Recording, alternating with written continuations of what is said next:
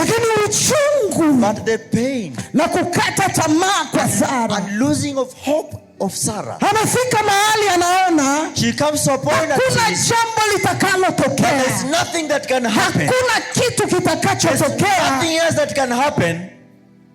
Akaamua, and then she decided, najua aliamua kwa machozi, I know she decided in pain kwa sababu and tears, maombi yote because every prayer aliyoifanya that she had made, kuna jibu there's no lilitokea. answer that ever came. Kuna wakati katika There's a maisha time in life Mungu anaruhusu God allows mbingu inyamaze the kimya, heavens to be quiet, na wakati mbingu inasimama inanyamaza and kimya, the time when the usizani ya kuwa Mungu hayuko. think that God is there, Mungu anakuona, God is watching you, Mungu anakusikia. God is hearing Lakini you. wakati wa Mungu maishani time of God ni wakati mzuri zaidi. Right time. Lakini kama mwanadamu But as a man, tunafikaga mahali we come to tunachoka, we get tunakata tired, tamaa, we give na up. wakati mwingine That time, tunachukua we uamuzi take our mgumu own decision ambao so hard utatutesa katika maisha. that has made us suffer in life. Wengi wamechukua So many uamuzi, people have taken decisions, tena uamuzi mbaya, and decisions that are not right. uamuzi wa kuwatesa, The kwa